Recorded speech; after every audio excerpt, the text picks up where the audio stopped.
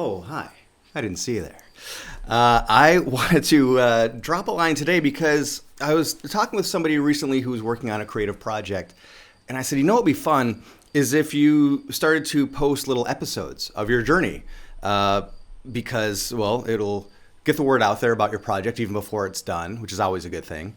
And it invites collaboration. It invites other people to participate in your creativity because people might throw out ideas that you didn't come up with yourself. And then it's more of a collaborative project among you and the people that are into your work.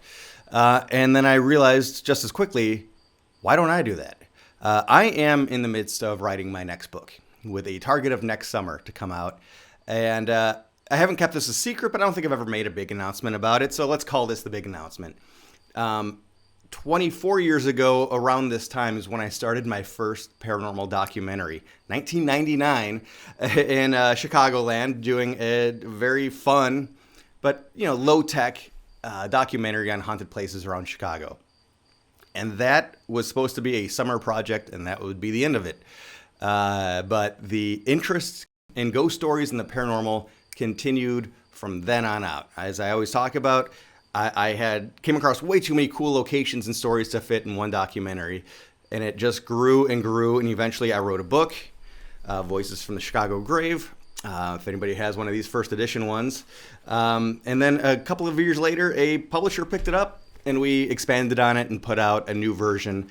And even that is way overdue for an update. So next year will be my 25th anniversary of doing any kind of work in the paranormal, celebrating ghost stories.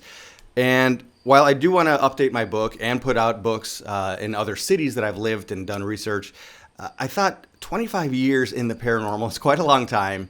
And it's led to so many amazing opportunities. Not only have I traveled the country from coast to coast, visiting haunted locations and uncovering unique, very odd stories, and having experiences myself, not always ghost hunting, but sometimes things would just happen. In addition to telling stories about my favorite adventures across the country, there's also the behind the scenes of it all, because I've pitched television shows. I've had shows optioned. I've worked a little bit in television in the world of the paranormal. My day job is actually working in production, so it's not too much of a stretch. But also I've started a tour company. I've led many tours.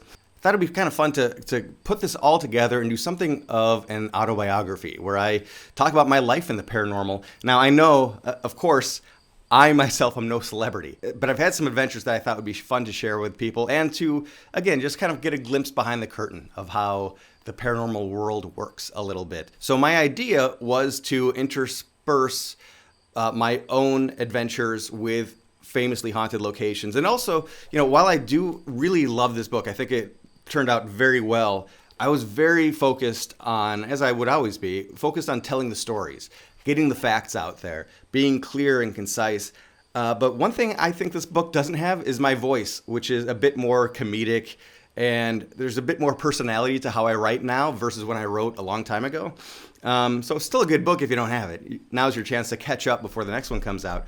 But I really am looking forward to putting a lot of myself into this next book. So for this video, and I do want to make this a continuing dialogue, and I'll keep you guys up to date with my progress on the book from right now, which is putting pen to paper, putting finger pads to keyboard, but also right now I'm just going to look at the outline with you a little bit and probably not even go over all of it.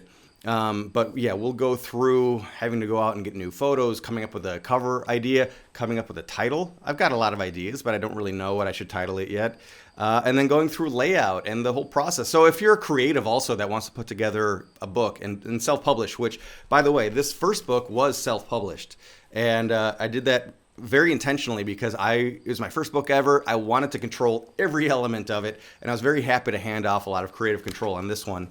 But I'm going back to having dictator-like control over every element of the book, and yeah, so we'll research that together a little bit too as creatives. If you are a creative that wants to put out your own material, this could be a fun web series for you to watch as you go through your own creative adventure. So Just taking a quick look, and I know this is going to change, which is something else that's going to be kind of fun for me, because looking back, projects always evolve over time. So right now, started off with a heavy hitter. I mean, she should be bad in cleanup, but I've got her lead off. Resurrection Mary. First story out of the book. It's just, one of America's most famous stories in general, and certainly one of Chicago's most famous, and one of the stories that got me interested in the paranormal. So we cover that story, and then go into shooting the documentary Voices from the Grave, which will be a lot of fun to write. Talking about hauntings at my house and neighborhood, getting into writing the book Voices from the Chicago Grave, including some behind-the-scenes stories there, working at Zany's Comedy Club, which is where I started to understand different elements of the paranormal, which you wouldn't really necessarily associate a comedy club with a haunted location. But hey, the Comedy Store on Sunset Boulevard, also haunted. And I got a great story about covering the Lincoln Park totem pole in the middle of winter during a snowstorm. The Stickney Mansion was one of my favorite haunted locations in northern Illinois. Then yes, the Mothership Connection, working on a radio show in Kenosha, a weekly show with Dobie Maxwell, Lara Schaefer, Shelley. We had a whole bunch of different people cycling through Greg DeGuire.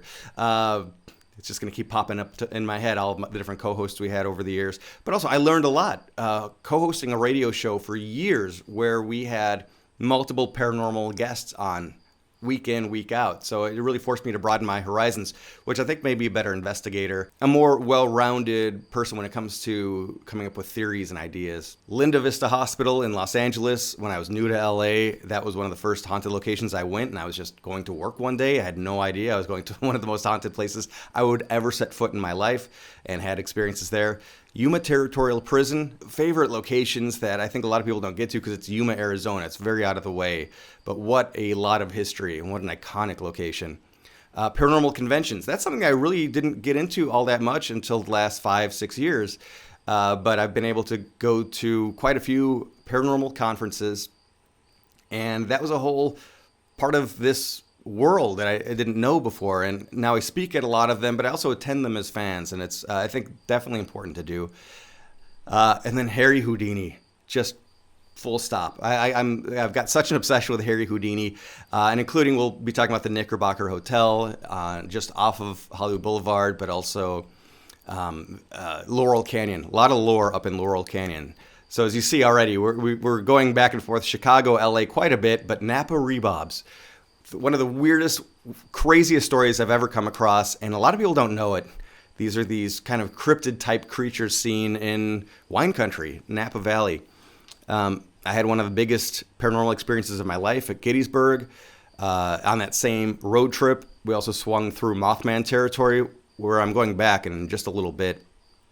Another isolated but amazing location, Pembine, Wisconsin, the Four Seasons Resort.